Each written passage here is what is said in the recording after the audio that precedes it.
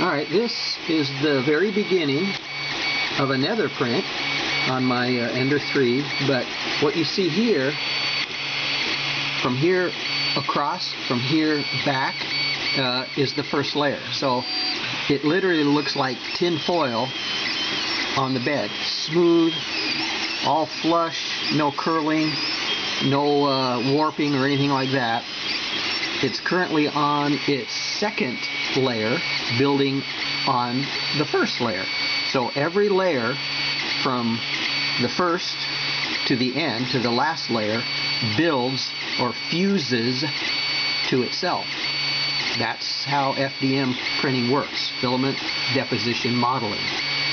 So once you get that very first layer down properly, as you see it, okay, this is a visual indication of how that first layer went. You don't want to ignore that. You can also see the skirt, all right, which is all the way around.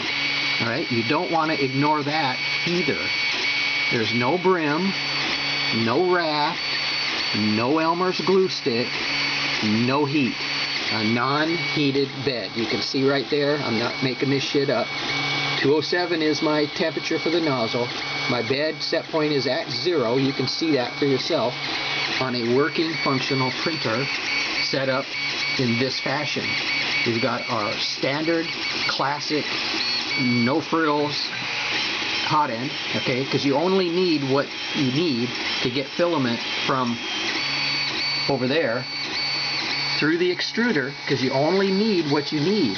You don't need to overkill it. You don't need to do anything outside what was provided in the box. This extruder is original body. The body was designed for this printer. If the lever cracks, don't change the whole thing. You know, you get a flat tire, you don't buy a new car, or maybe some people do. But basically, keep the body, the arm right there is one screw. It's like $3, takes like 5 minutes, and you're back to printing. No issues. I mean, you'll have more problems with a belt breaking before that lever breaks again. The issue is those levers, when they're in the box, have been under stress since they were manufactured, because they were in place while in the box waiting to be sold. If you buy a brand new lever in a plastic bag from the supplier, then it's never been under stress, okay, in its lifetime. So you put a new lever on there, keep the original body, and start printing again. No eSTEP changes, no calibration, no bullshit. You just R&R, remove and replace. Back to printing. The Bowden tube is white. And again, you'll have more troubles with a Bowden tube turning black because temperature is way too high than you will having issues with that extruder. All right, so have a white Bowden tube because it has the proper inside diameter for 1.75 millimeter filament. The blue tube is smaller inside diameter and it causes friction. You don't want friction. You don't want any added bullshit. All right, we're going to go down here again, straight in, straight out. A, B, C, 1, 2, 3. This is 3D printing. It's taking filament from a spool, pulling it, pushing it down a Bowden tube delivery, because this is a moving head, and since this is a moving head, you don't want to add a lot of weight. You know, adding a stepper motor, a extruder, and all the bullshit, just so you can eliminate the Bowden, which is ridiculous. If you have all that crap on there, now I would take it off, put it where it belongs, use the Bowden delivery, install it properly, and you're printing for years. Okay, so here we are, still printing. We're now about on our third layer, and again, no warping, no heat, no problems. So we're going to go ahead and let this finish up. I mean, it's pretty much an all-day project on this, but from my past history and the way my printers are set up, should be no issues. You can see here, it's a stock springs. These are original, no solid chunks of rubber You know, no yellow springs, no tie wraps and bolts and nuts and crap to hold the lever or the knobs. It's just not required when you set the printer up as the manufacturer suggested.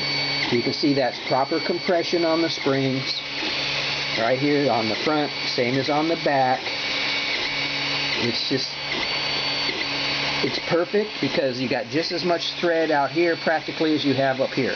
The knob itself is pretty much centered, maybe a little down, so you have a little adjustment, but that's all that's required. Have a good working platform here, and you're golden. I mean, again, I use the mirror and the 2090 because I don't want to heat the bed, and I don't want all the hassles of heating and cooling and all the bullshit associated with that. So this is less hassle for me since I print all the time. I have 4 Ender 3s, 1 CR10S, all set up exactly the same. So I'm just trying to say, you know, if you're having issues, look at your printer, decide what you don't need, and just have what's required, not what's so-called recommended by other users. Okay, so this is what's working now, as you see it. I'm not hiding anything. I'm not giving you any bullshit. So trust what you see, not what you read or hear. Okay, so I'm also supplying a visual indication rather than an explanation of what's happening. That's it.